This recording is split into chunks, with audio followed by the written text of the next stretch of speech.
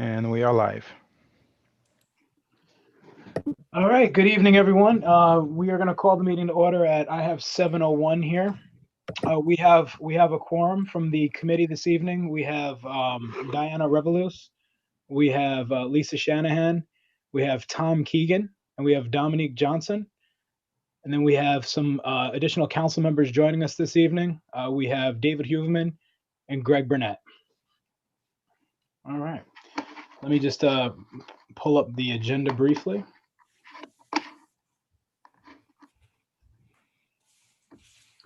All right, so first up, order of business, the approval of the September 24th, 2020 meeting minutes. Do we have a motion? Ms. Shanahan moved the item. Do we have any corrections, deletions, omissions? Okay, all in favor? Show of hands. All right, looks to be unanimous. Thank you. Anthony, do we have anybody from the public? Currently, we have one with their hand raised, Diane Lotzarella. All right, can we have her join us? Yes.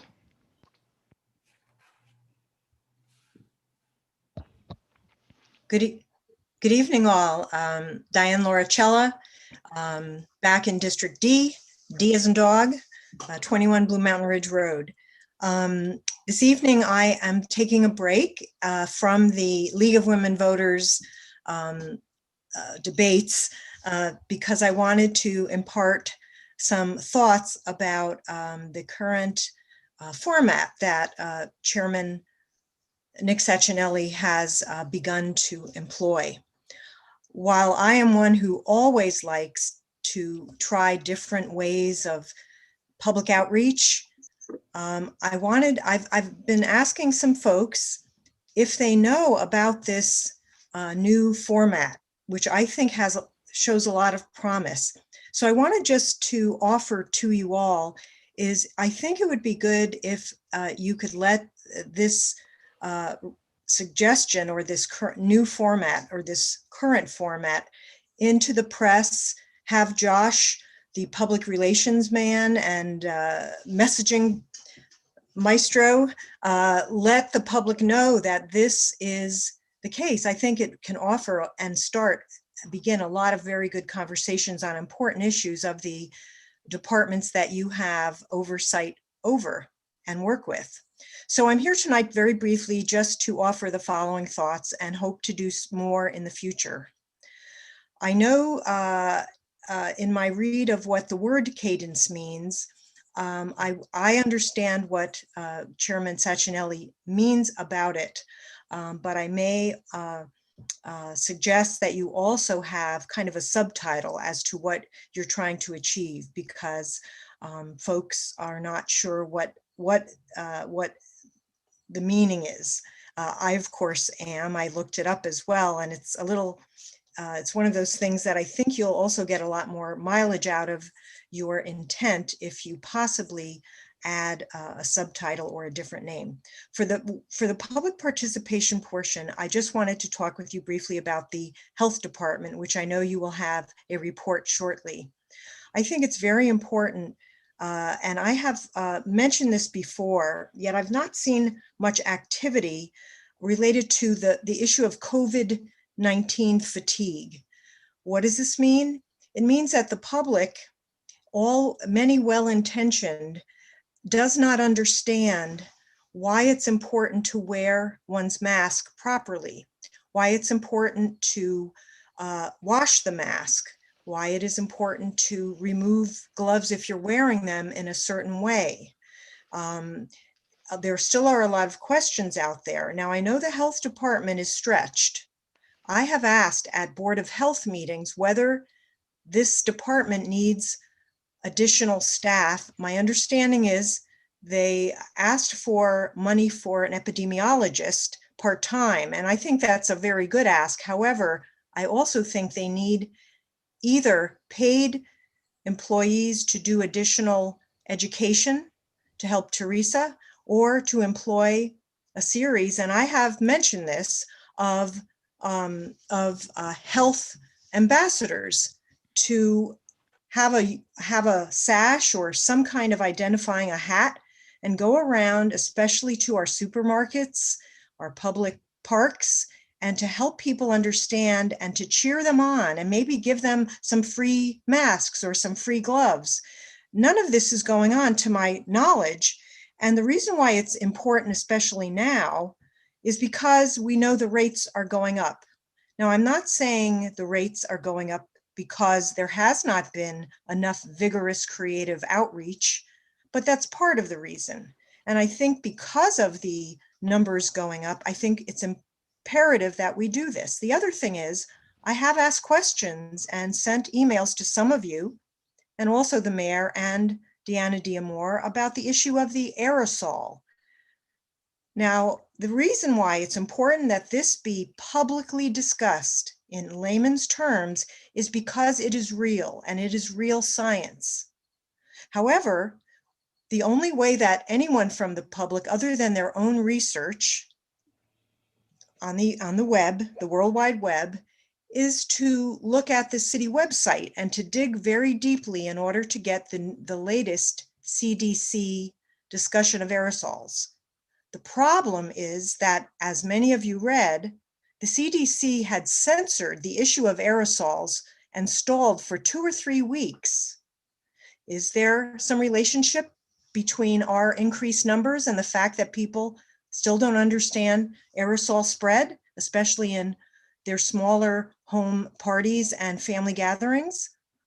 I'm not sure we'll be able to prove that, but let's truly try to have the facts on the table, which Teresa Argondesi and the mayor and even some of you council members could help with facts. You can read what the CDC is now saying and maybe employ an independent medical communicator, because we are not getting the facts out there in a rigorous, creative fashion. So I'd like us to consider better messaging. And since the budget making process is upon us, let's see what other kinds of people we may need and Deanna Diamore may need and her Board of Health may need, including on-call toxics consultants, because we also have legacy polluted properties that still are not being paid attention to. Her predecessor, Mr. Tim Callahan, decided it wasn't his job, it was the DEEP. Unfortunately, the DEEP has been stripped of many of their staff. They're just a skeleton of what they once were, and they need our help. But it's really the health director's job to make sure people are safe. And I know that Ms. Diamore intends that to occur, but I would like to have, and I have asked for a meeting so we can discuss how to do that. I've been trying to help for many months. I'm on the record, and I will continue to try to strive to help. But the thing is, our numbers are up. So right now we need to get more serious and more creative in our messaging. Have a wonderful evening. I'm going to go back to the State League of Women Voters state legislative debates, and I look forward to looking at the recording to see what type of discussion or answers you get from the staff about what I have asked to be considered. Thank you. Thank you, Diane. Before you leave, just can you offer a little clarity on what might be better language as opposed to cadence? Did we lose her? Sure. Can you hear me? Yes. Yes. I really think it's a great idea. I would say, I'll have to get my thesaurus out, but I'm sure all of you can come up with other words. I would say health, fire, and police listening sessions. Maybe the health and safety listening sessions. I think I get the idea. So I see there may have been some miscommunication there. So I appreciate you bringing that to our attention. Yeah, thank you so much. Have a nice night. Have a good evening. You too. All right. Anthony, is there anybody else from the public? No, there are no more participants from the public. All right, excellent. And I thought I saw Kadeem pop on for a moment. I guess we lost him. Should I put that on the record? I don't know what the rules are when somebody pops in and pops out. So, all right. So let's move on. So let's go on to new business. So we have a couple actions items this evening. We'll start with the police action items. We're going to hold the discussion items to the end. We'll probably go through these fairly quickly. Item 1A and 1B authorize the mayor, Harry W. Rilling, to execute any and all documents necessary to apply for and accept grant funds from 2021 Connecticut Department of Transportation Click It or Ticket grant in the amount of $10,000. And 1B authorize the police chief, Thomas E. Kohalik, to execute any and all agreements, documents, instruments, and amendments thereto as may be necessary to implement all programs through the 2021 Connecticut Department of Transportation Click It or Ticket grant pursuant to such grant funding. I don't know what that 4 is. That might be a typo there. Would anybody like to move that item? I see Ms. Johnson first. Hopefully everyone saw that there was a secondary backup content that came out a little bit later. So hopefully everyone was able to receive that. Who would be able to speak on this item? It looks like the lieutenant might be frozen. Ultimately, this is a grant that we get usually every year. It's for additional enforcement during 2 different waves, and it'll total roughly $10,000. Lieutenant, did you want to speak more to it? Yes, it's going to be starting in 2020, even though it's listed up as 2021. There'll be a wave starting next month. And what we do is we focus on the areas where we have accidents and where we have traffic issues. And we put extra officers out to do dedicated patrols to look for people that aren't wearing their seat belts. Also, this project encompasses a media release that we can do through the department's website and through our press information officers, so the public will know it's coming. And we've had some good success with it in the past.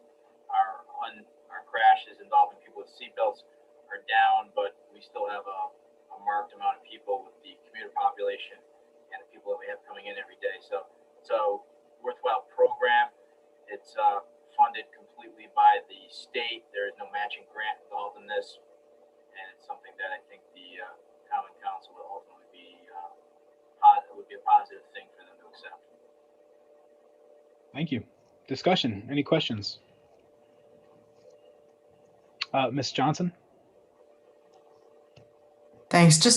I'm just curious, a quick question. Have you found that it actually does deter, well, maybe I'm flipping that around. It encourages people to wear their seatbelts or it deters people from not? Yeah. Well, what we do is we look at the crash data that's available. The University of Connecticut keeps track of all the accidents that occur in the state, and part of the 9-page form that a police officer has to fill out does list the people involved in the accidents, whether they're wearing their seatbelt or they're not. So I've looked at the data for the last 3 years. It seems to have an impact. I think what we've seen over the years is, going back maybe 5-6 years ago, you had a lot of people not wearing their seatbelts. It's actually gotten better. It's similar to the drunk driving, where it's declined over the last couple of years. And this is just a program to keep out there so the public knows that we're looking to enforce it. So Right. Better understanding that police are going to be out there. They're going to be looking for this, especially when we put out with the media that we're doing it. So I think it does, in a positive way, encourage people to wear their seatbelts. That's great. Thank you. I did notice from our packet that the numbers there did seem to indicate, luckily, that there was not that relation between fatalities and seatbelt wearing. So, I mean, I assume that was part of it too. So thank you. You're welcome. Yes, Mr. Keegan. Yeah. Hi. Thank you, Mr. Chair. Just a question for the chief or the lieutenant. This is one of the infractions where the city will also share in the revenue. Is that correct? Not a lot. It's like $5 a ticket, but I think it's something that everybody should know. I don't recall the exact figure. Very low. Thank you. No, that's a good note. Thank you, Mr. Keegan, for bringing that up. Any other questions, comments? Okay. All in favor of the item? And looks to be unanimous. Thank you. All right, move to item 2A and 2B. Authorize the mayor, Harry W. Rilling, to execute any and all documents necessary to enter into field trial agreement with Axon. Authorize the police chief, Thomas Kahalik, to execute any and all agreements, documents, instruments, and amendments thereto as may be necessary to implement the Axon field trial program. Would anyone like to move these items? Mr. Keegan, thank you. And who would like to speak on these items? I will. In researching dash cams, which are now required by law in 2021, we are looking to test some cameras from Axon and additionally test other software, et cetera. Our body cameras are currently Axon. So in order to, they're going to provide us some equipment and software that we can test, but we need to enter into this agreement to do so. Discussion. Any questions, comments? Miss Johnson. Thanks, Chairman Secondly.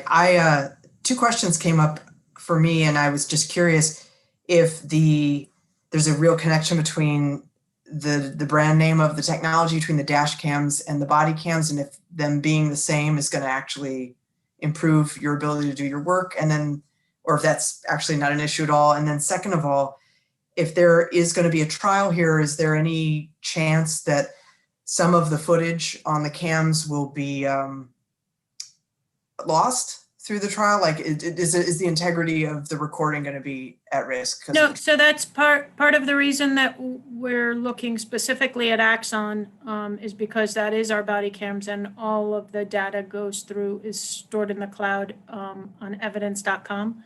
So it'll be an integrated system between the body cams, the dash cams, and also there's features such as some sensors you can put on the holsters and things that will automatically turn the cameras on. And it's all, the whole system will be integrated between the two. Great, that's great. And then there's no risk of lost footage in this trial because it's. Oh, no, not at all. Okay. Great. And part of what we're also gonna test is potential software that can automatically, hopefully, link the video to the calls in the computer. Oh, wow. Well, yeah, we'll see how it works. Okay. Thanks, Deputy Chief. I appreciate that information. Question. Any other questions, comments? I have a quick question on the offsite storage. I know there was some gotchas with some of these providers a few years back with requiring some type of standard resolution. I think it was actually one of our first provider. Maybe was it Taser? It was Taser brand cameras. Does that sound right? Axon is Taser. It's the same. It's just a change in name. So our Tasers are with the same company as well. Oh, interesting. No, it may not be them though. But there was a bit of a gotcha on the fact that some of the providers provide really high-end imagery where it's high quality and premium. It's more than what CGIS needed in terms of the requirement for digital data, and they were charging for that extra the extra storage to have that high quality image. Can we pick the quality of the image? Like, are we happy with the cost associated with the offsite storage? We have been happy with our cameras at this point, and with the security of the footage, storage and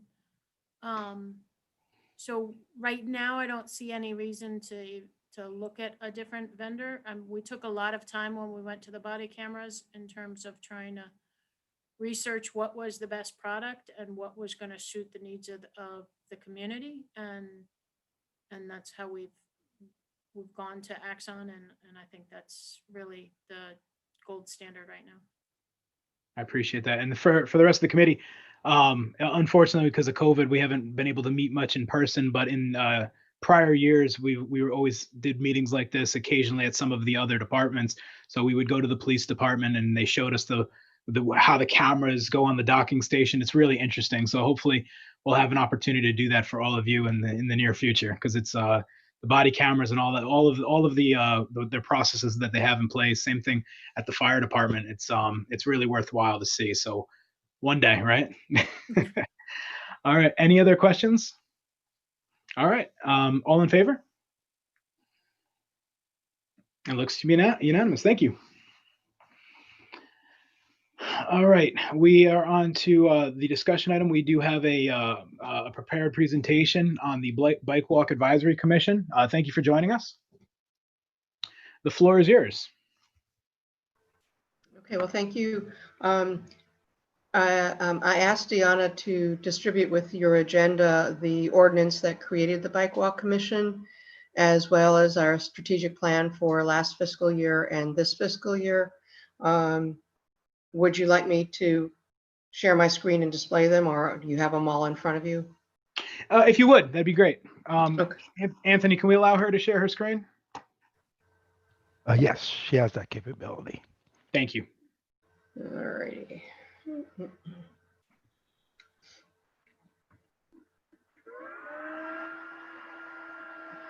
Okay, are you all seeing the screen?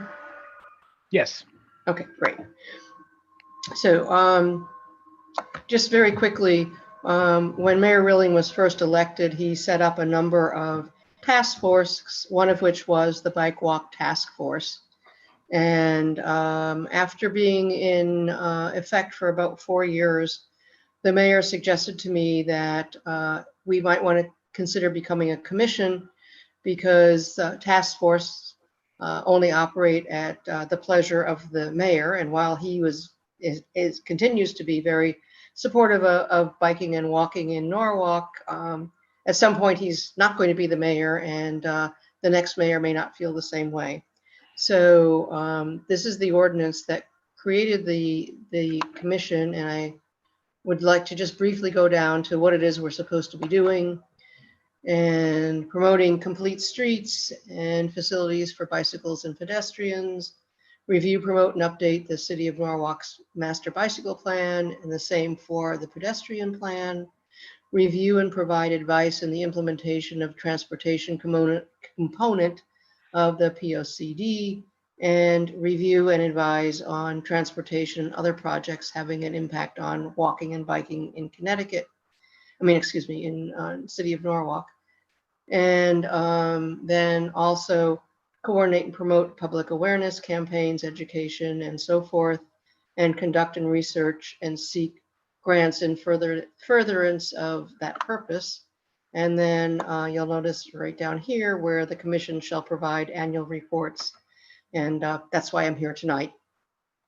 So like many organizations like Bike Walk, there are literally a zillion things that we would love to do.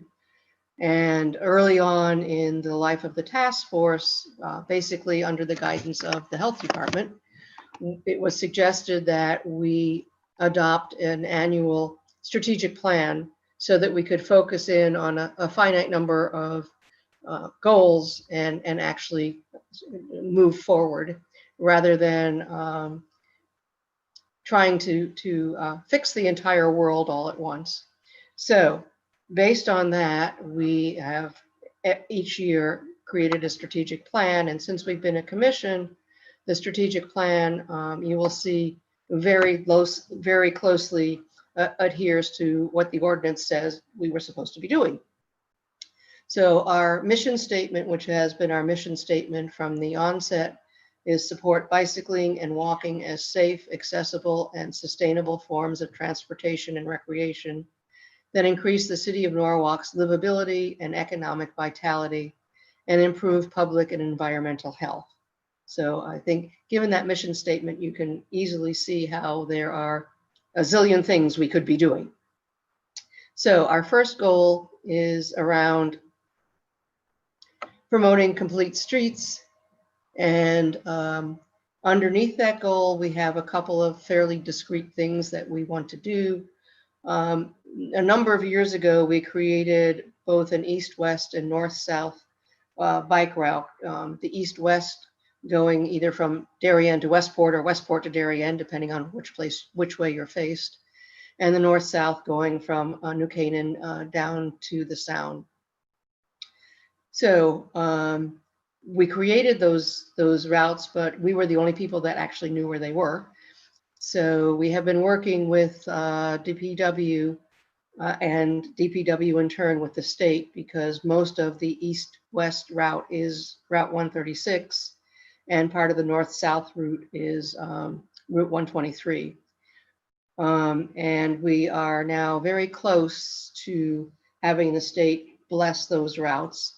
So we will continue to work with DPW to get bike lanes and share road routes implemented, and hopefully we will have that done this summer. The next one was continue to bring, and I should remind you, this was the last fiscal year, which ended in June. Continue working to bring a bike share program to Norwalk. We were very close to starting the program with the vendor that we had selected, and they then announced that they were getting out of the bike share business. So fortunately, we did not begin the rollout at that time. Unlike cities like New Haven, who had the same vendor and actually had an ongoing bike share program, which they then had to stop and find a new vendor. And by the way, if you have any questions along the way, please interrupt me and don't wait till the end. Okay, the next one was review, promote, and update the City of Norwalk's master bicycle plan. And we focused on sheltered bicycle parking because we have made a lot of strides in the last few years in improving the infrastructure for bicyclists in Norwalk. But now the problem is, okay, I can now ride my bike to the grocery store, or I can ride my bike to the park. But now I'm at the grocery store or I'm at the park, and what do I do with my bike? So we're now beginning to focus on safe bicycle parking. The next one is the same for the pedestrian plan. And again, this is an area where we have a lot of opportunities for improving the pedestrian infrastructure in Norwalk. And we said, actually the year before last year, well, we need to narrow our focus and so that we can actually begin to make some strides. So we have focused on pedestrian safety near our schools, and our first task was to figure out what the needs were within the schools and prioritize them, and then work with the city to implement the improvements. And the commission has worked similarly to the Common Council. We have a number of committees who actually do most of the work. And Barbara Mayer Mitchell is on the Pedestrian Committee, and as you, I think, all know, she's also on the Board of Ed. So that really helped facilitate our communications with the school communities. And in the last fiscal year, we concentrated on the 3 schools, Brian McMahon, Roten Middle School, and the elementary school that, I mean, doesn't really spring to mind, but the one, Brookside Elementary. And those recommendations are currently being implemented. And in the coming year, we're focusing on the 3 schools on Strawberry Hill. Number 4 is review and provide advice on transportation and other projects having an impact on walking and biking in the city of Norwalk. We were actively participating in the whole POCD process. And now that we have the POCD, what we were working on was to implement those sections that were assigned to the commission. And I had intended to invite Steve Kleppen to our April meeting earlier this year, both to give a brief summary to the commission of the POCD, and then to drill down into those things where we were responsible. And in all of them, we were not the sole body that was responsible. Needless to say, April didn't work out quite the way I thought it was going to.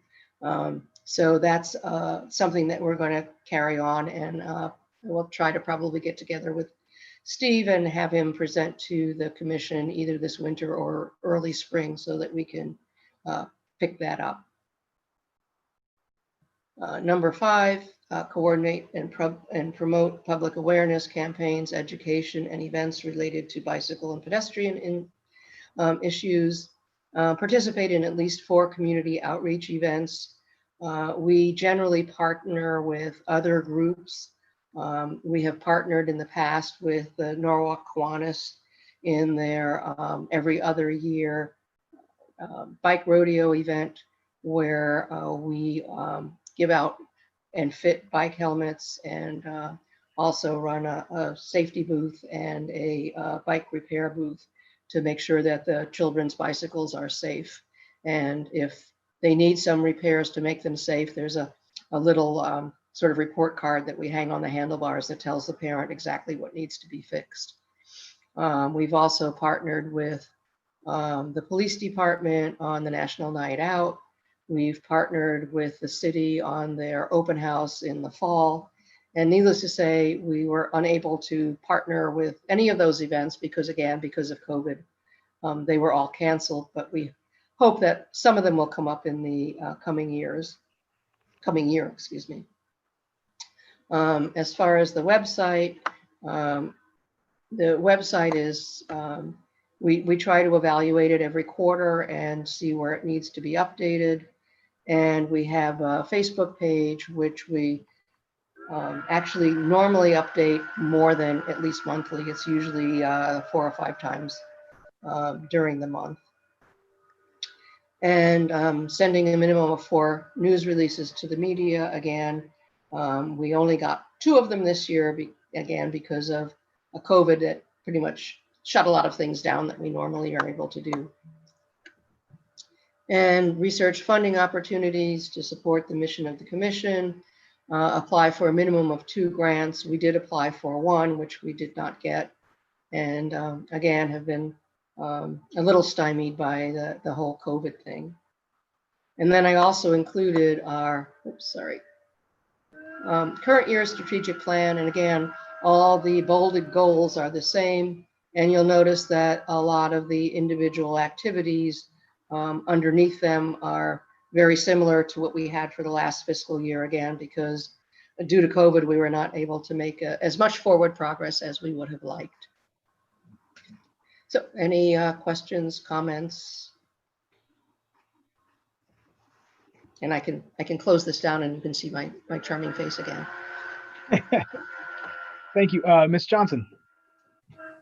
Yes, thank you. And thank you so much for this update. I know that the pedestrian initiative by the schools was something I heard from folks a lot about the importance of that, and the pedestrian plan.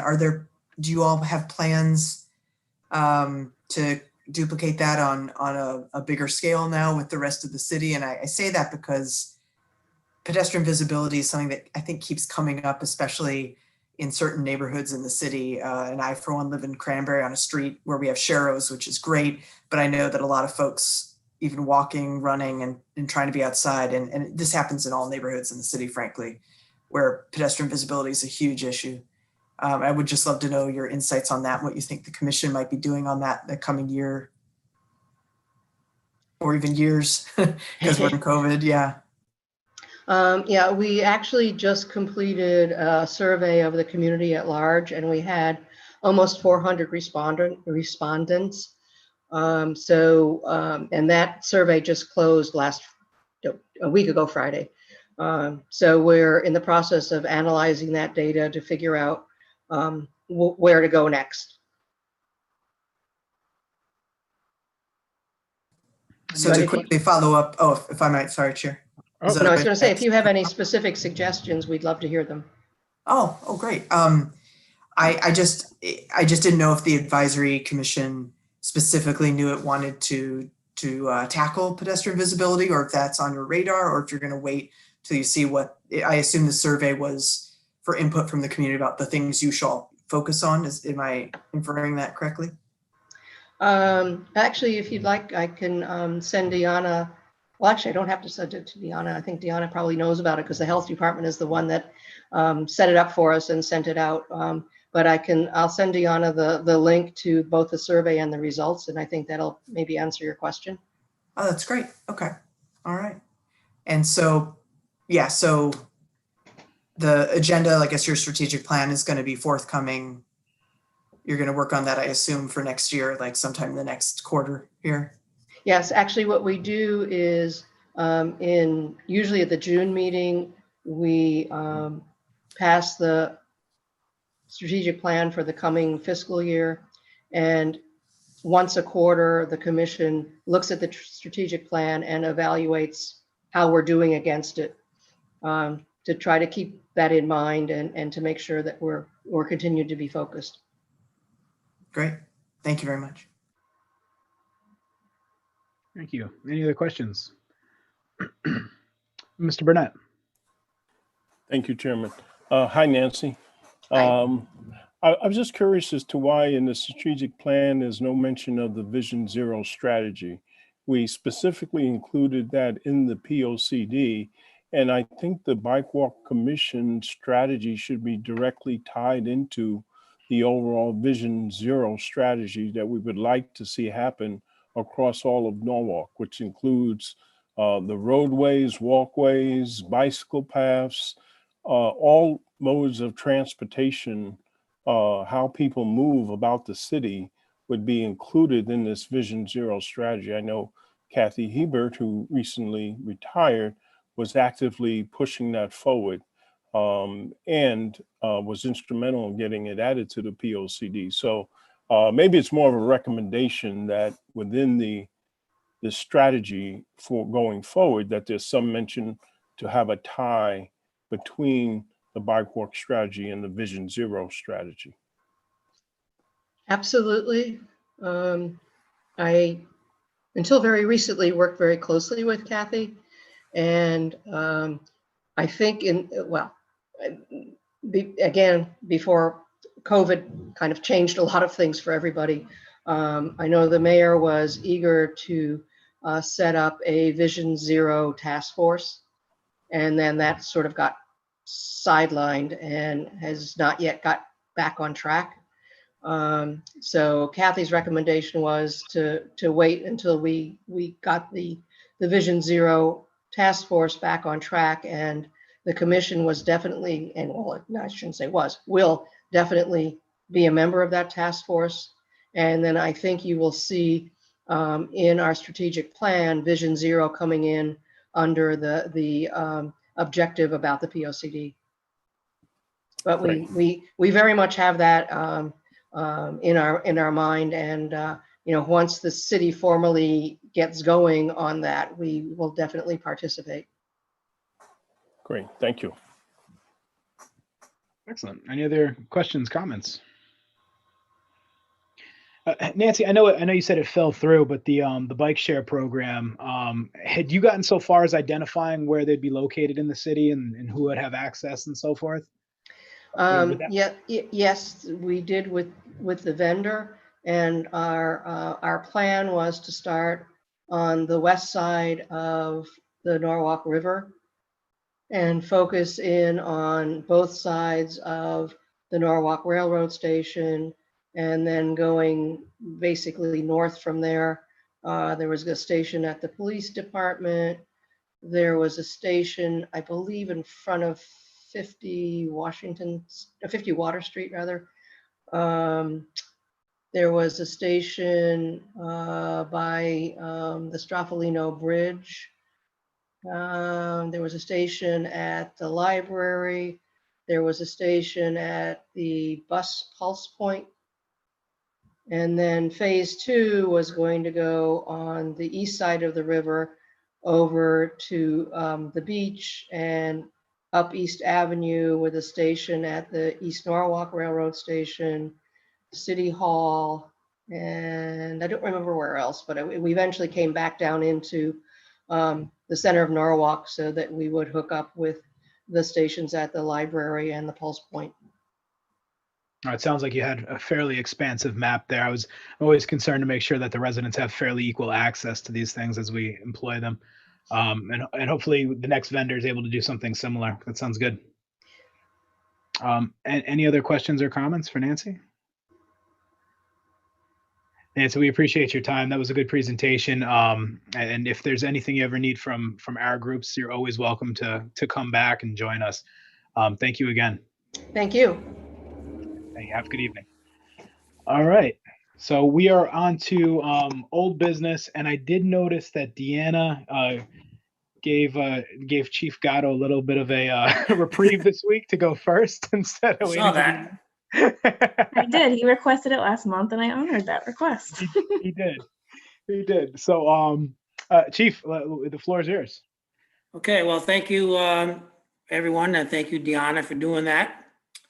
I guess I'll just start by giving you a brief summary of the total incidents by type.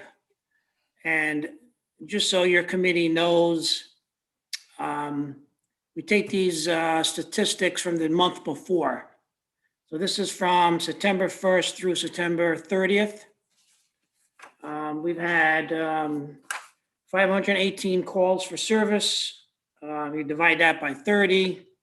So we average 17.26 calls a day.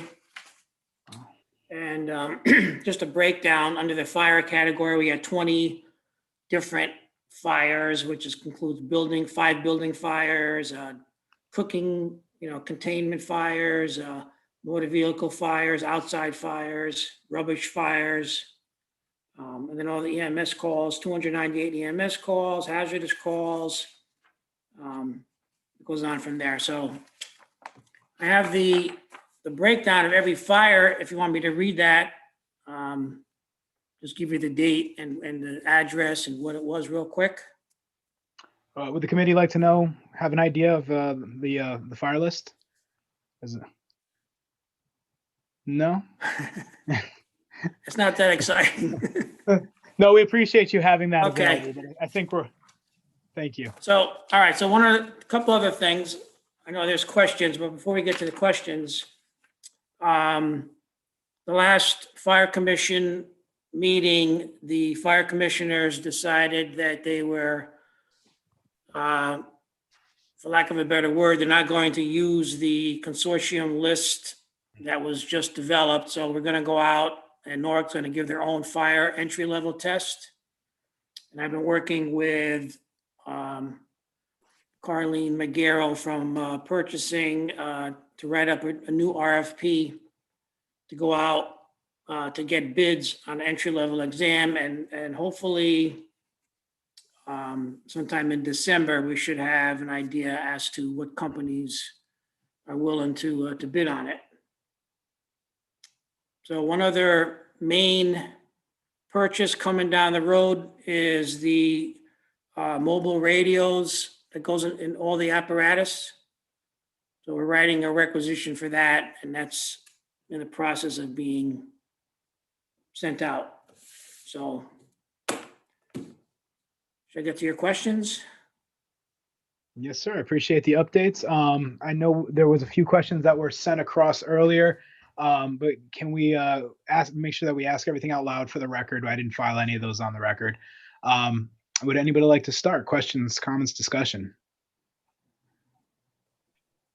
Mr. Huverman. You're muted.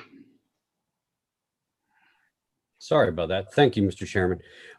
Chief, just a quick question. I mean, we're moving into the colder weather, and we're seeing an uptick in the coronavirus. I'm just wondering what additional measures that are being taken by the fire department to ensure the safety of our first responders in this time.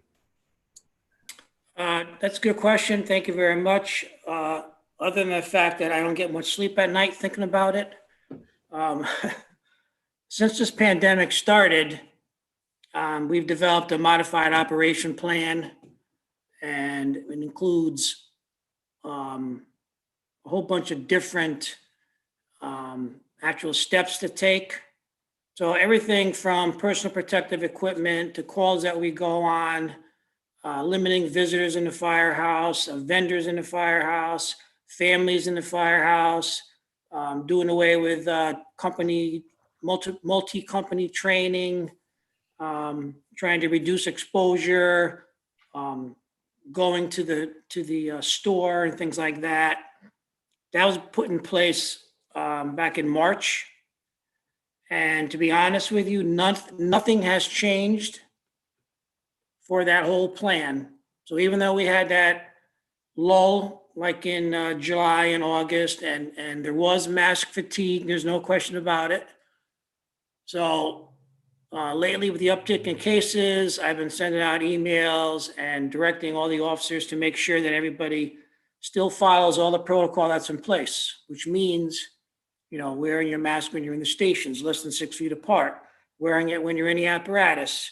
You know, we have hand sanitizers. We have, all the buildings are professionally sprayed every 2 weeks. And we have disinfectants that every time they come back from a call, they're to clean their equipment, you know, the inside of their cabs. Then they themselves clean their kitchen area, lounge area, and things like that. Any high touch area they clean.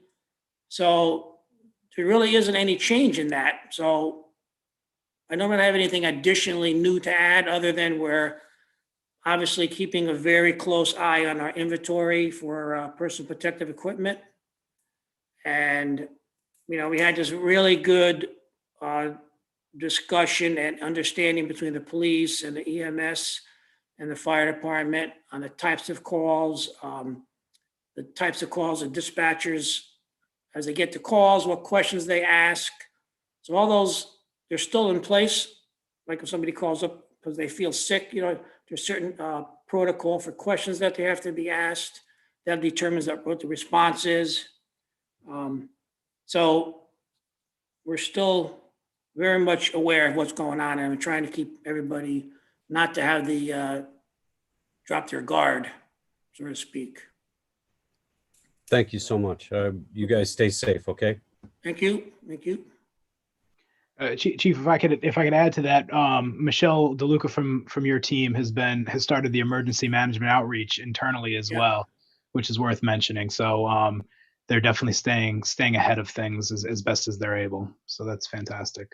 Yeah. So Norwalk will just put on the red list tonight, which means we have the red zone, I think they call it. So we have more than 15 cases per 100,000 in like 10 days. So. Any other questions for the chief? Ms. Johnson. Chief Gatto, thank you. I'll add to my thanks to, as David said, for all y'all are doing through the pandemic and to stay safe.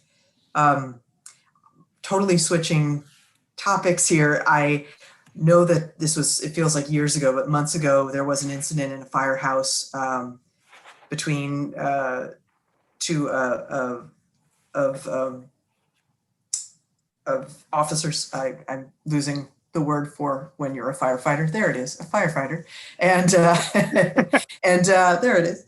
And I just wanted to, I know that the mayor had spoken that there would be some sort of dialogue between your department and particularly the Anti-Defamation League. And I don't know, I would love to know a status update if you could tell us some things about where that's at and how that's been going. I appreciate that. Thank you. Yes, sure. The whole incident that you referred to started back in July. But in August, I received an email from Andy Friedland, who's part of the ADL. I'm not exactly sure what his title is. And he wanted to have a discussion as to what happened and pretty much what happened, and just wanted to have a discussion with the Jewish community and rabbis. So a meeting was set up, and it was meeting like this, a Zoom meeting. So we had the mayor was there, I was there, Lamont Daniels, the community services chief, was there, Alicia King, the mayor's chief of staff. There were several ADL members. There were several rabbis that were on the call. And I'm trying to get my notes here. So basically, we started out with having a very open dialogue as to what happened, what was the outcome, the discipline, that kind of thing. And all of a sudden, the meeting changed to where I believe one of the rabbis said, we need to make this a teachable moment. And we're not going to go and try to give him any more discipline. Really wanted this individual to know and understand what he said was wrong and how it hurt, how it hurts the Jewish people. Those words are just not spoken. So we had, very good conversation. Everybody was in agreement that we were all going to reconvene with him and, pretty much figure everything out and settle it. Well, since then, September came. September and October are two very religious months for the Jewish community. So both times I've asked Lamond, because Lamond is the mediator between everybody. I've asked Lamond to give me an update as to, do we have any meetings scheduled? And he said they want to wait. So I just talked to him today, as a matter of fact, and the same answer is they're going to get back to us, but they have not gotten back to us as of yet. So we want the dialogue to continue. We want the conversation to keep going, but we have to do it on their terms. When they want to come and meet with us, we're ready. We are ready to do it. So, I wish I had more to tell you, but that's it. I appreciate the update, and I know a lot of constituents will too, so thank you very much. Yeah, you're welcome. Any other questions for the chief? Chief, you said that we're starting in the RFQ process for vendors for the training. Entry level test. Yeah, the testing. Are we in an urgent need to get new recruits through, or is that? Well, we are and we aren't, but the long-term goal is in a little more than 2 years, we're going to have at least 18 vacancies because people are already in the drop. So they're going to take their drop pensions, and we know when they're going to retire. And 18 will be leaving December of 2022. So originally my intent was to put 4 people on this past fall class in September, and then maybe another 4 in the spring class, another 4 in the fall class. Unfortunately, what happened, and we're not going to be ready for the spring class through this RFP process. So we're looking to put people in the next September class of 21. So we'll be doing 21, hopefully fall of 21 and spring and fall of 22. I really like to do 4 at a time because it's logistically, it's just a good number, put 1 on every shift. But that's only 12 people. And we already have 4 vacancies, and we have several members out on long-term disability that probably will not come back by the end of this year. So we might have to send maybe 8 to the academy to try to get those numbers up there. But yeah, we definitely need to get moving on this. Okay. In terms of once we have a vendor to be able to complete the testing, do we have a decent candidate pool? How does that work? Do we need to do any additional outreach, or? We have to do all the recruitment. We have to just about completely start over again. We have to do all the recruitment and all the typical places that we usually do the recruiting, posters, social media, the whole, have to start over again and try to get as many people as we could. The last time Norwalk gave their own test, we had 1,000 applicants. So it was a big deal. Wow. So I'm hoping that we could replicate that, this coming next year. Is it too early to start the recruitment process and collecting names, or? Well, you don't really collect names. You just put the word out that we're going to be giving a test. I see. Because everything will be done online, and every candidate has to apply online, by themselves.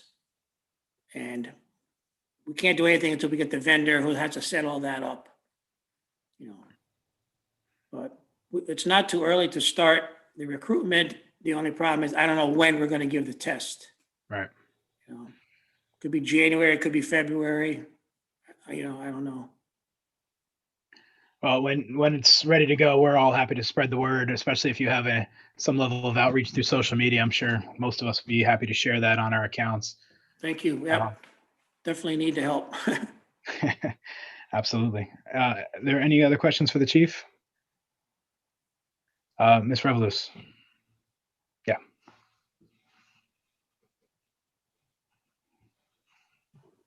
Sorry. Seeing, and forgive my naivety to this, but seeing that about these vacancies that will come, how, in your recruitment, how engaged are you with, let's say, high school or college level right now, for maybe even next step seniors, something like that, for people who may want to do college or not feel like college or want to go into a career, something like that, for just like, just to speak to those children too. And a lot of the families that maybe want to look for that opportunity aren't on the aren't on the internet, you know what I mean? So have you, and again, my naivety, because I know police department's really involved with the schools and so on. I just don't know how the fire department is. So and just wondering in recruitment, how much of our youth we're trying to engage in that, because there's so much of our skill sets that we're losing our youth in being able to do and hire them right here at home. So just wondering how we're doing that. No, definitely, that's a good question. Previous test, we would go to the high schools because every high school has a career day. And we would set up a table there and have all the different literature on how to become a firefighter. And this is what you have to do. And this is the process. And these are the steps you need to take. We would do that with the community college as well. But I think this time around, we have to be a little more creative, because I don't think we're going to be allowed to go into the schools. And I don't think they're going to be having those career days. We'd have to get the word out through the schools and do everything virtually, which is going to be a little bit of a challenge, but I think we could do it. I think we could definitely do it. So it's going to be a little different. We have a lot of print material that can go out, and those are like put in different bodegas or in different stores or the library and things like that. But we're going to be relying a lot on the social media and word of mouth, really. Because we used to go to all the houses of worship and sit down with all the congregates and explain the whole process to them. I don't know if they would allow that this year because of the COVID. So I don't know. I know it's not the most cost-effective thing to deal, but how bad a dent in the pocket would be to have a major mailer, like a major mail out blast of sorts, just to get that spread of word of mouth for those who may not be on the internet but go to their mailbox. I don't know. Certainly another avenue that we could look into. Yeah.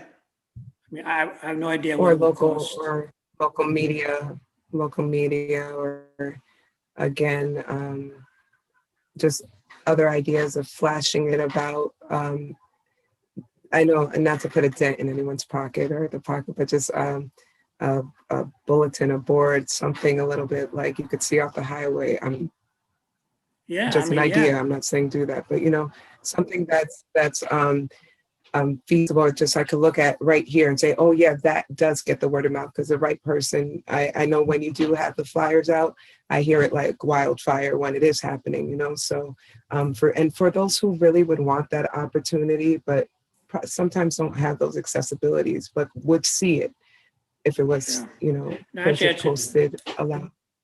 the mailing thing is a good idea. I have to look into that. Yeah. That would be a good idea.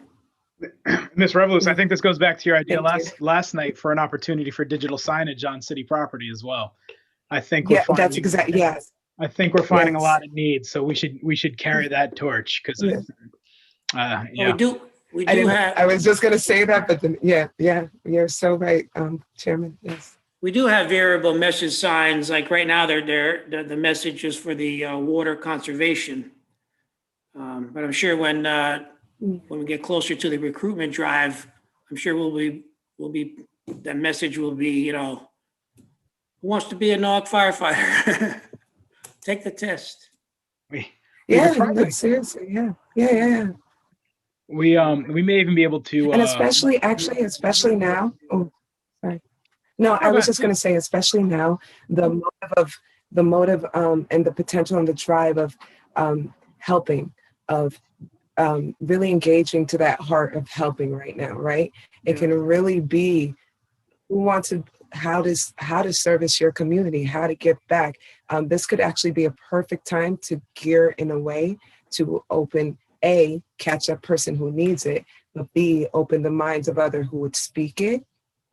You know what I mean? So I think actually if we did have that type of signage in this scenario that we are in the pandemic, we know how important is our firefighters, our police department, our EMTs, we know how, our doctors, we know how important you guys are right now. So it would be a great way to pull on that to get some recruitment as well. Yeah, the only, Norwalk is a little different than some of these other municipalities because we basically want you to be 18 years old, have a driver's license, and you know you have to pass a CPAT, which is a physical ability test. And other than that, we don't require you to be an EMT. We don't require you to be Fire One. We teach you all those things. So that's why we get a lot.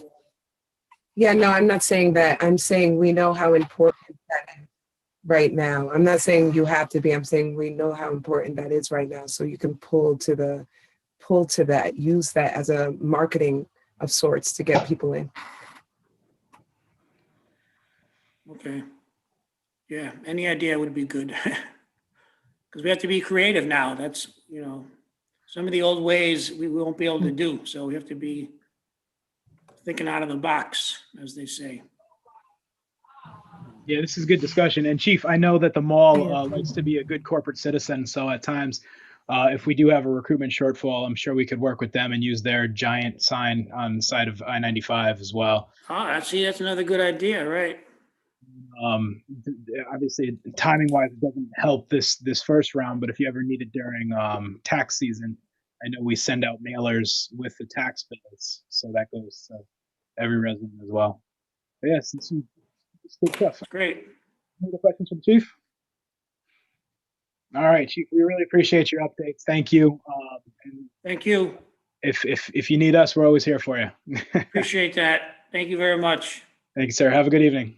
You too.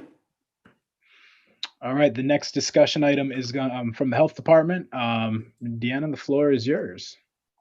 Good evening, everyone. Just want to address some of Diane's comments first, if that's okay with you. So you might be aware that after the whole process for the early retirements, I did put in a request for additional staffing for the health department, and so the mayor's reported that we're going to be adding an assistant director of health and a public health program assistant to the health department. So I'm extremely thankful for his and the city's support, and Lamont Daniels' support as our chief of community services to bring additional resources to the health department. And I also just want to mention that we're partnering with the Family and Children's Agency and the Connecticut Health Foundation to bring on community health workers for the COVID-19 response. So they're finalizing their training now, and so we should be able to have them come on board very soon and to help us with additional outreach within the community.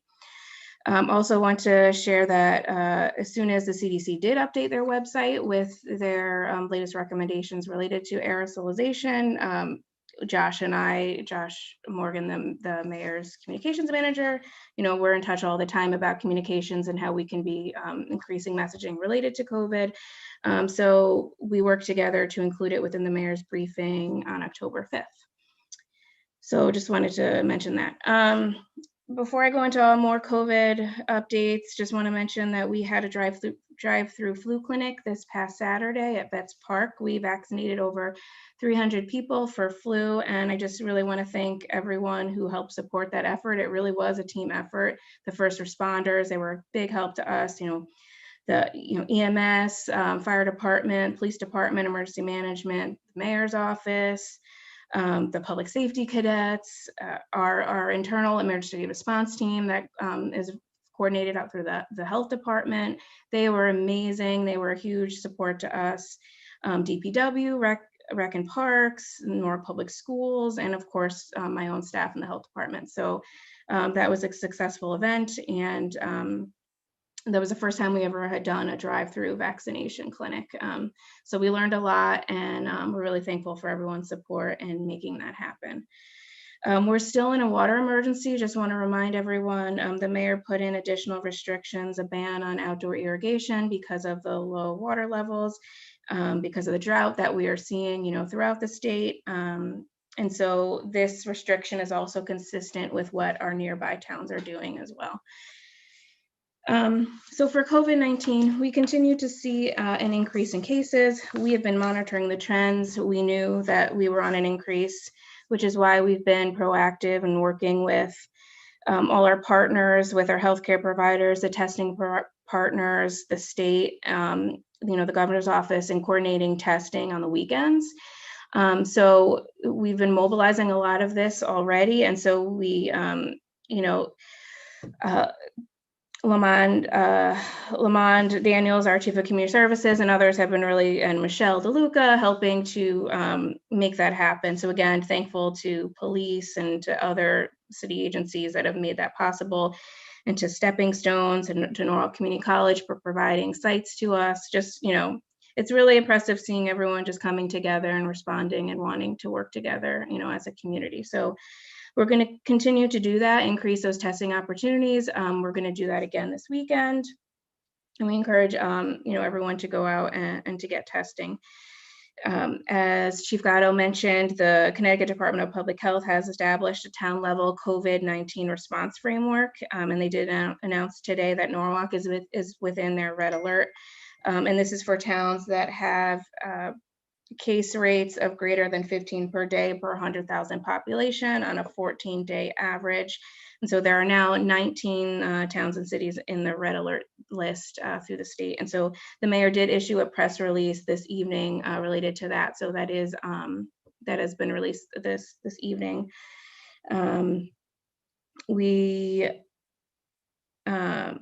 A lot of the trends that we're seeing within contact tracing, our contact tracers call and they speak to people and they ask them where do you think you may have been exposed? And we're hearing a lot of household transmission. We're seeing a lot of families, multiple members within a family test positive.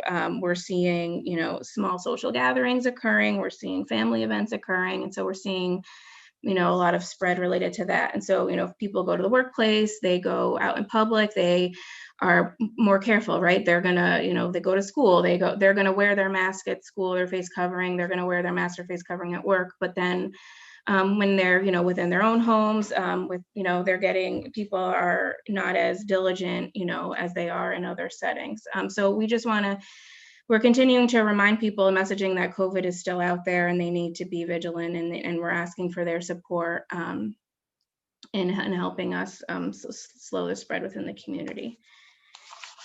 I know Councilman Huvelman had some questions. I don't know if you want to ask them now or if I should.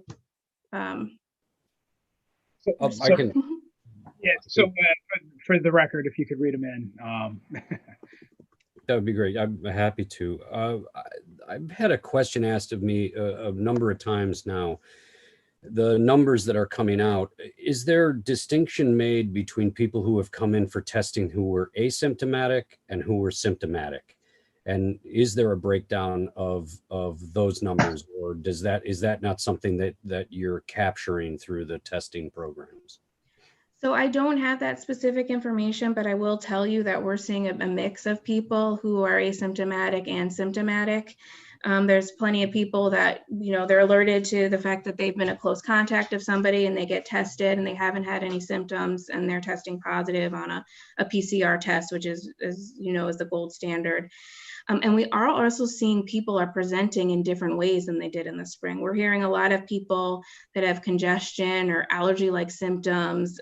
They have a sore throat, that are testing positive. So we're seeing a lot of that too. We're trying to get the word out about that as well, that if you're exhibiting any of those symptoms, it's important that you get a test to know for sure, because that really is the only way you're going to know whether it's COVID or not, is with that test.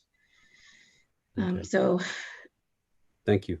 Another question is that where does Fairfield County sit right now, and even Norwalk specifically, in ICU capacity, especially with regards to this rise over the last 14 days?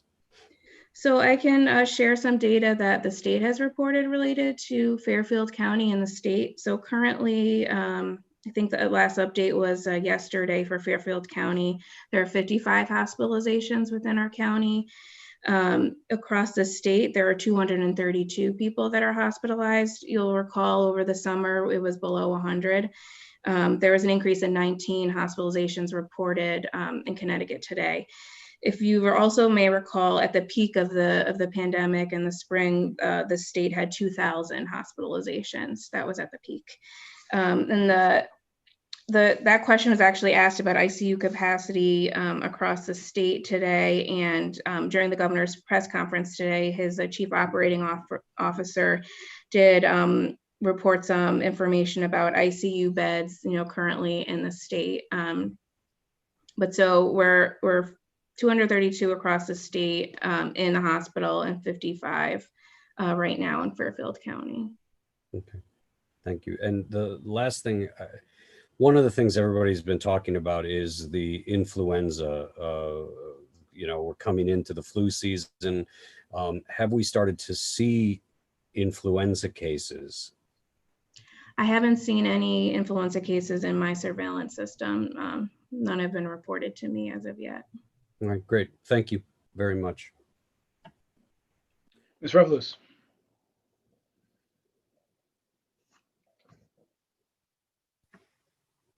I love your name, Deanna.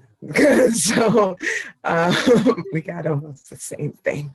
But anyway, I have a question for you. And I guess I beat this in the horse a little bit, but with all, with the questions of educating our community and knowing that we're doing help right now with meals that we're offering, for example, has there ever been a combination of talking about proper foods that should be helping the immunity right now, boost your immune system, especially when we have programs that are offering food to families right now? Like, can we, and especially if it's in social family gatherings, how do we implement things like, I just coming from medicine a little bit, you're having mucus on your chest, whatever, drink some hot tea or just something, especially if we're dealing with helping people with food, we're also helping with care. How do we combine those two as well? Because a big thing of people's health is a lot of what they're ingesting. And I'm just wondering how much of the work is going into even telling or awareing our community about that at all. Since we're in both lanes right now through COVID, how do we just speak about it, inform, engage? Sure. So I can speak to, I'd love to talk to you more about that. I can speak to my health educator. We have, a whole food access initiative, that we've been focusing on, and it's sort of been focused now on COVID related to food access. But in terms of like specific messaging related to the types of meals, can I get back to you about that one? About we can talk to our health educator about, Of course. what you're talking about. Of course. Of course. Of course. Thank you so much. Thank you. Any other questions for Deanna? Mr. Burnett? Yes, thank you, Mr. Chairman. In the opening comments, there was a statement made about an epidemiologist, and I believe we have one coming on board or has come on board, and what would their role be? So the next week is the plan, is hoping is our epidemiologist start date. So I'm really looking forward to that person joining our team. And so a big part of that will be to work on the data analysis and monitor the trends in the community and work on heat maps and helping us connect the dots between cases to help with contact tracing. So that'll be a big first part of it. And then also working on the testing strategy as well to help us determine other locations we should be going in, more targeted locations if they're needed. So that's going to be the first immediate need for the epidemiologist. Great, thank you. It's good to know. Any other questions from the committee? Ms. Johnson? Hi, Deanna. Thank you, Chairman. I just wanted to ask what you were thinking since we just went into was it the red alert tonight? Especially since I know that it seems like that should ideally alter some individual behaviors, just because the guidelines have shifted. Is the city planning on canceling any public events if we're actually having any? And what can we kind of do to encourage folks to postpone indoor activities with one another if it's not absolutely necessary, I think is kind of what I'm getting at. Yeah. So, in the mayor's release today, he talked about how, we've continued to send out community messages, discouraging public events and non-essential trips. And so we're going to continue to push those messages. One of the goals of the alert system from the state is to bring more attention to what's going on in the community and to have people be aware of it so that they know that it's needed to take those actions in order to protect themselves and their families and their loved ones. Yeah, I just think like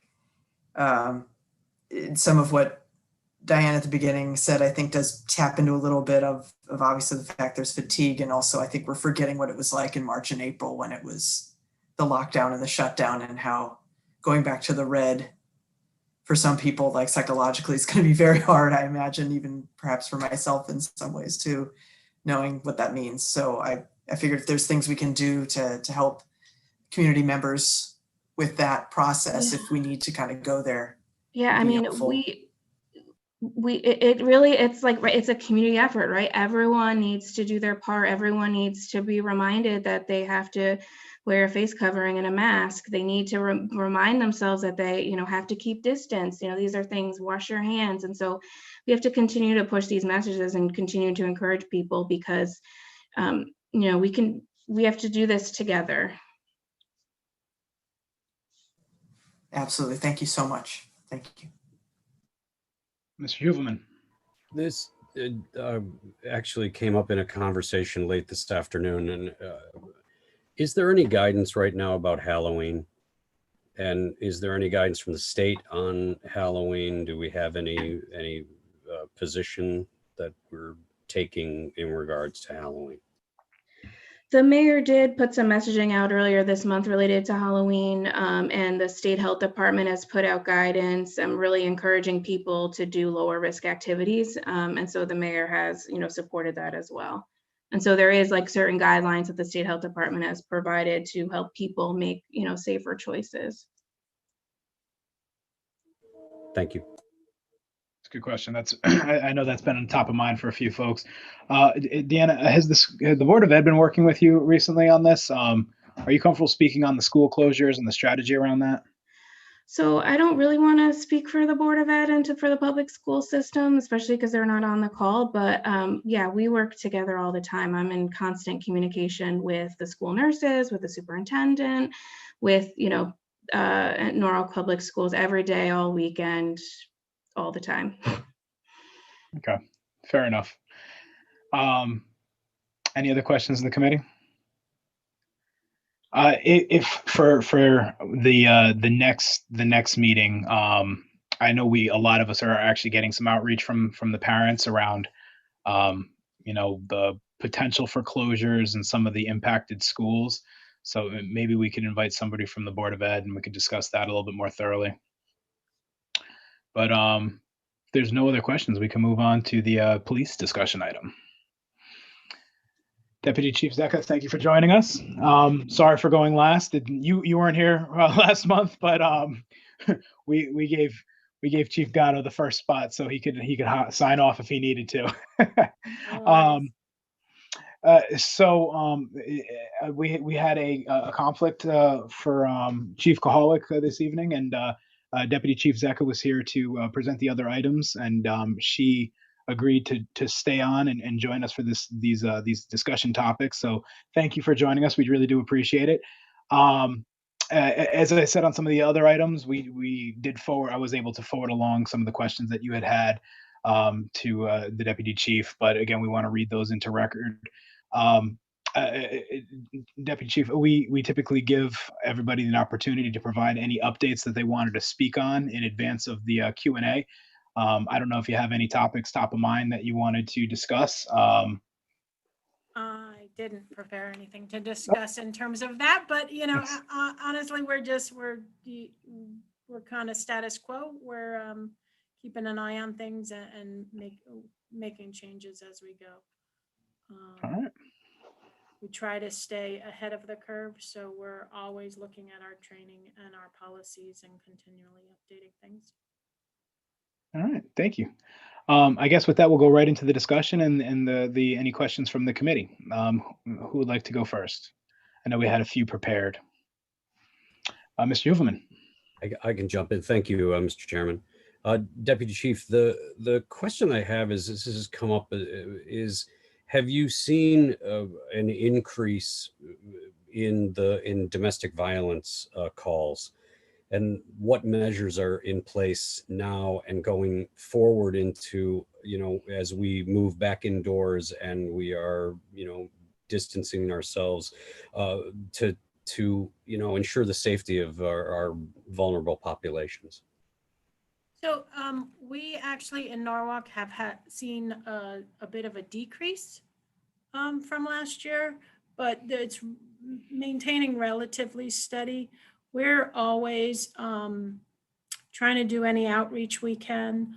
One of our sergeants was on a forum just in September with Grace Farms about preventing violence against women. We have members of the department that are that work very closely with the Domestic Violence Crisis Center and are on their task force to continue to make sure that we are providing services that are needed and providing any outreach that is needed. Great, thank you. Further discussion.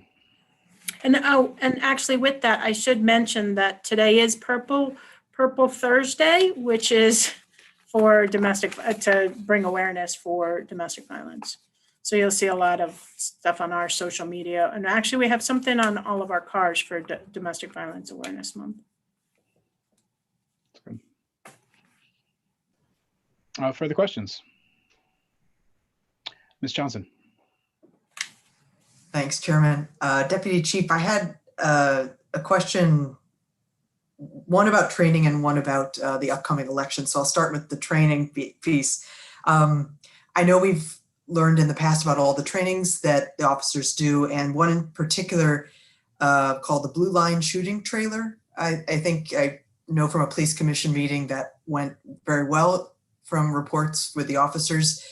I was wondering if you could just talk a little bit about the goals and the outcomes from something like that, but specifically as these relate to excessive use of force trainings. I think that's something that comes up a lot in conversations with residents. And one thing I will say that we don't do excessive force training because we prohibit excessive force. Right. You know, right. And you're not training in using excessive force. To absolutely no, so not we good. very Okay. expressly prohibit Right. the use of excessive force. Correct. Um, Yeah, but if there are trainings that help the officers understand what is and is not, maybe, yeah. So I'll start with the Blue Line trailer. We had brought that in the beginning of the year. It's kind of, it's a decision-making scenario-based training with live fire. So like a shoot, don't shoot kind of scenarios.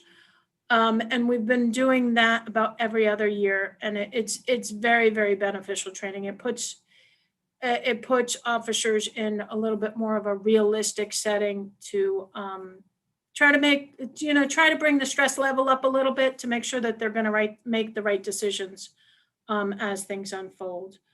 What we did find this year with the training was that actually there was a portion of the officers that were actually leaning toward using too little force in some situations and pulling less lethal weapons rather than a firearm at certain points where it may not be appropriate and would actually jeopardize their safety. So we looked at that a little further. We are looking at a simulation system that we would like to lease. It's a 5-year lease,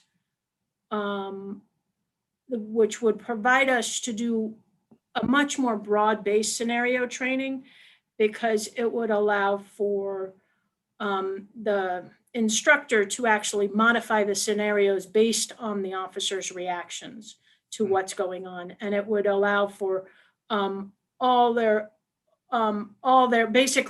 tools on their gun belt to be used and to be played into the scenario. So we think that will help with a lot of the different de-escalation techniques and making good decisions in high stress situations. So we're looking at that as the next step in place of bringing the Blue Line trailer in. Thank you for that information. It does, just to be clear. Oh, go ahead. Go ahead.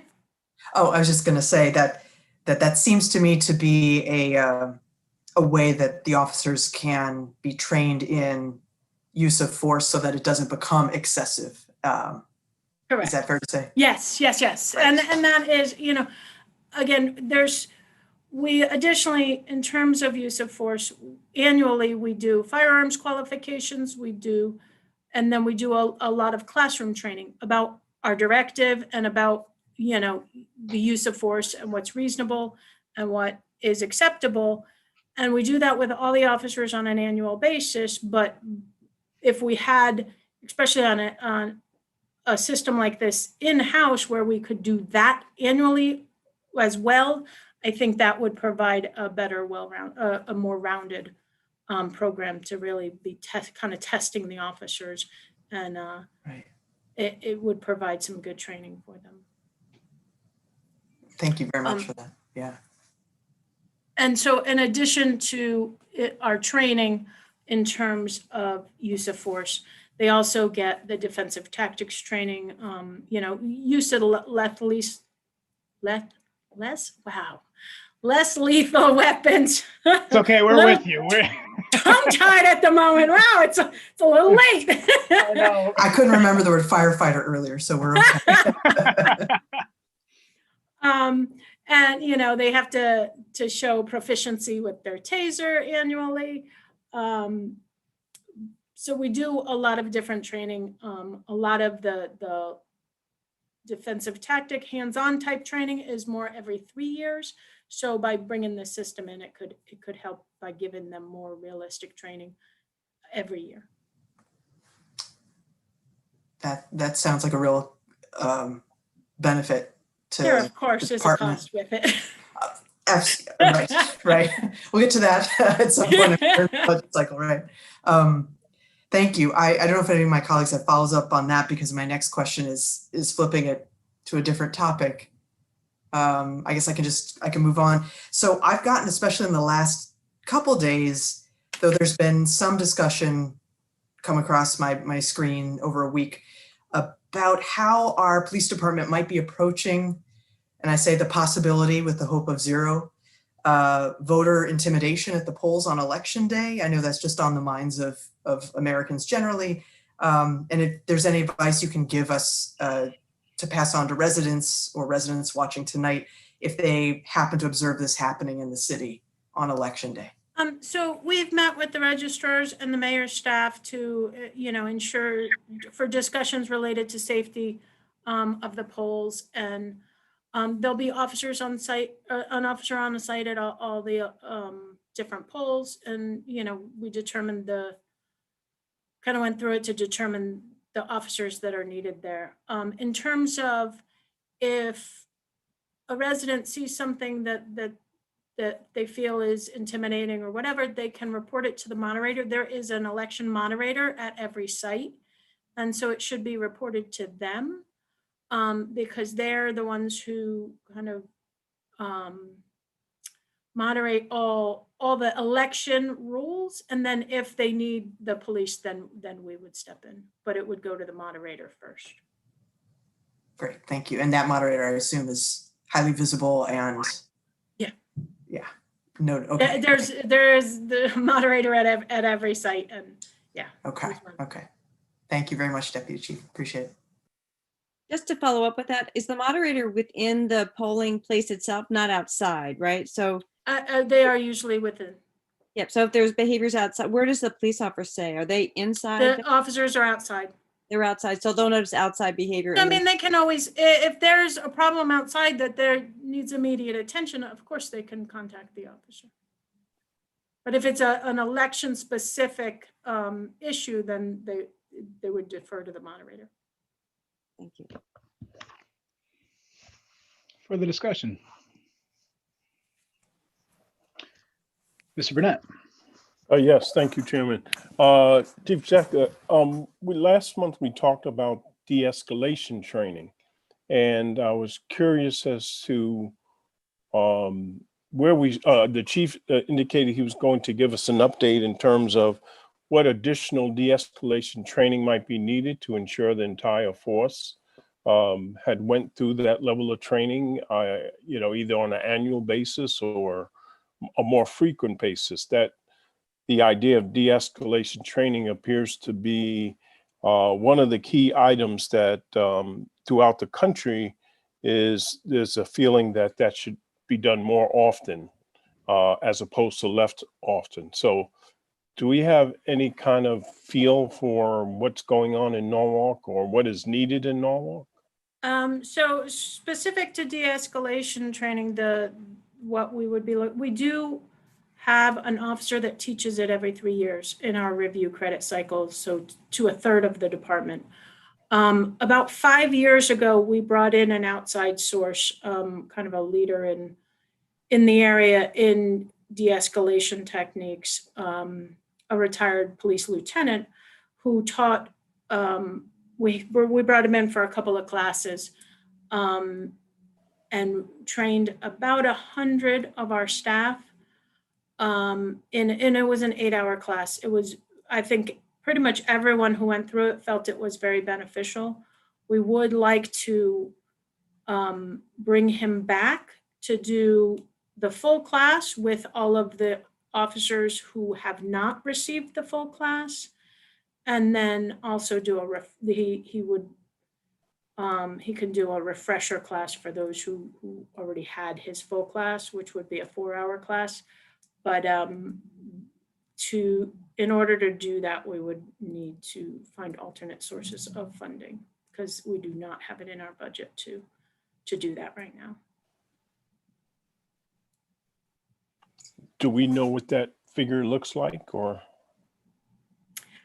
I mean, you don't have to mention it now, but if you maybe share with us what that figure looks like, that might be helpful. Something to look into. $75,000.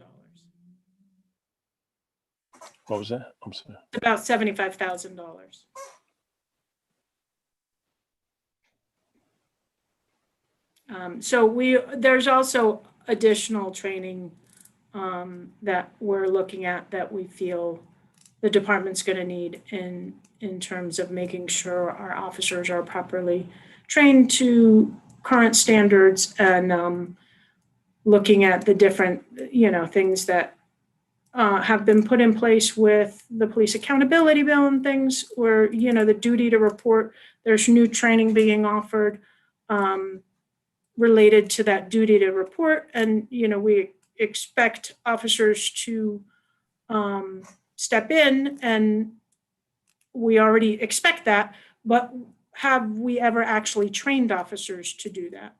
So there's a new training that we're looking at called Active Bystander for Law Enforcement, ABLE training, that we are currently looking at. We're on a waiting list to get our officers into a train the trainer class for that. Great, thank you. Yes. Ms. Revelous. Hi, thank you. I have a question that might be hard to even ask you, but in listening to, or explain or whatever, in listening to this, for me, just wondering, and cost too, I understand cost, but it doesn't make sense to maybe train our police officers longer instead of, so I know you have to go through training very periodically, but for a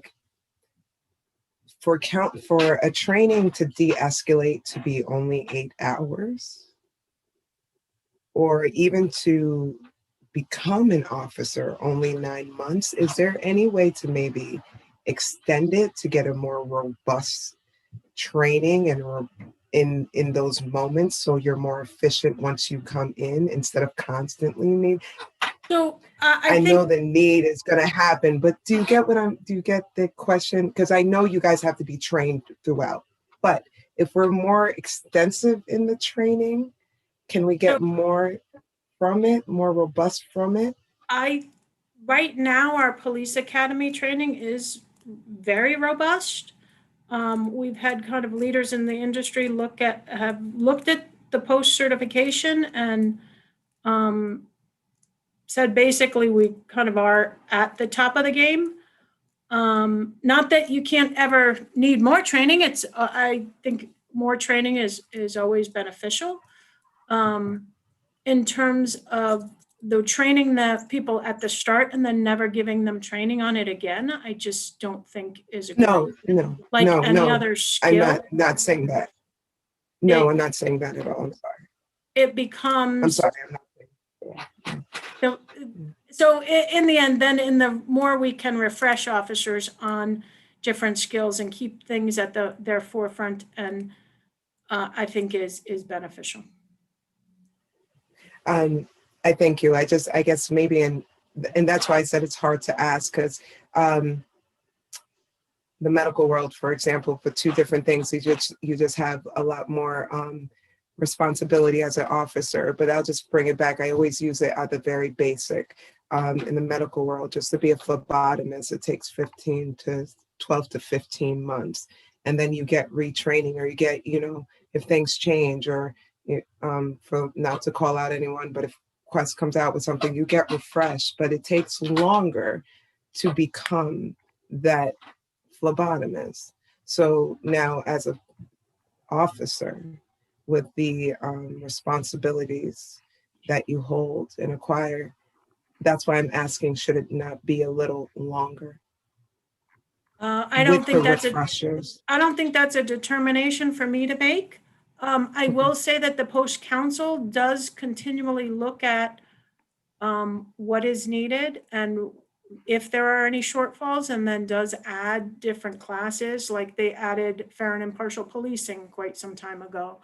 They are continually adding and changing curriculum based on what they see the needs are. So it's not stagnant. It is always looked at.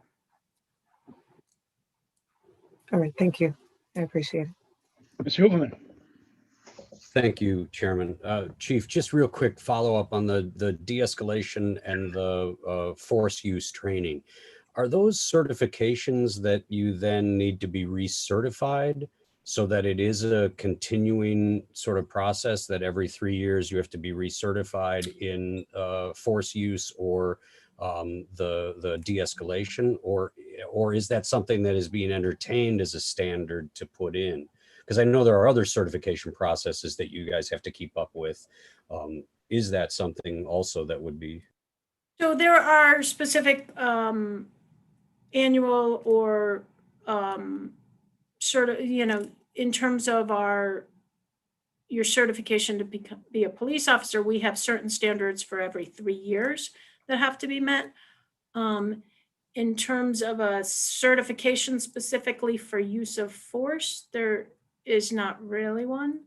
But there's a certain requirements within your overall certification as a police officer, certain training that needs to be met. There is some de-escalation within the regular certification and some force use, choices. Yes, we do that on a 3-year cycle. On a 3-year cycle, okay. In our review credit training. So basically, we train about a third of the department for their certifications every year, and we do a de-escalation piece, and we do use of force. But officers actually get the use of force. They get some training on that yearly. Okay, thank you very much. Further discussion. Quick question on the civilian academy. Were we able to adapt that into COVID world? And So, yes, we actually currently have a Citizens Academy going on. It is a very small group. I think there's about 9 people. Initially, we looked at trying to do it virtually, and it wasn't quite panning out. We did decide at the time we started it, the numbers were still low. So we did start it in person, and they're meeting twice a week. We have limited their movement through the building. So like we didn't give a full tour of the building like we would normally do on the first night. Again, to limit exposures, everybody's got to wear masks. They're all socially distanced in the classroom. With numbers going up, it will be one of the things we are looking at, but right now they are meeting in person. so, yeah, because I was thinking about as we go into winter months, and if COVID spikes, I know there was a lot of benefit from the community policing and so forth, having actual engagements with the officers. Maybe if we had some type of Zoom variant of the Citizens Academy, and we had some level of outreach, and people could join in volume, right? Because once it's Zoom, we could just put on it as a presentation. To be honest, when we first advertised the Citizens Academy, we advertised that it was going to be virtual. And we had, I think, one person drop out because we decided not to go virtual, and decided to defer until another time. Okay. So I think ultimately, if we'll continue to look at that, whether we need to go virtual with it or whether there's other things that we can do virtually for engagement purposes. Do you know where you advertise for that? I'm sure on our social media, but I do not know for sure where else. I was not specifically involved in that, the advertisement of it. I miss it every year. So I got to put you on the list for next year. Is that what you're telling me? Please put me on the list for next year. I've wanted to do that for years. Okay. Especially if you figure out a virtual version, because we can. Yes. Although, yeah. So the thing is, you don't quite get the same effect with it virtual. Yeah. Mr. Keegan. Yeah, hi, Chief. Did you ever do a Citizens Police Academy for high school kids? We have. At Pathways Academy, we had a program there that, and it was a voluntary on the children's part, and it was during their school hours, and it worked very well. We have not done one after school hours. But again, it's something that we will look at in the future, but with COVID, kind of everything stops. We do I will say our public safety cadets have throughout COVID, they went virtual and were still meeting weekly throughout the last few months. And again, recently they started meeting in person again, but that we'll have to look at as well. But there were masks and socially distanced the whole time they're here. Forgive me, I'm realizing that some folks on the line may not be familiar with the academy that what this program is.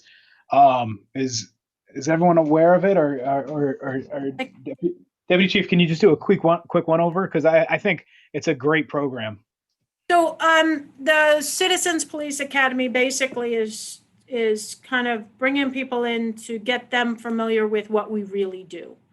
Kind of the inside look of the police department. So usually meets 2 nights a week for about, I want to say 8 weeks maybe. And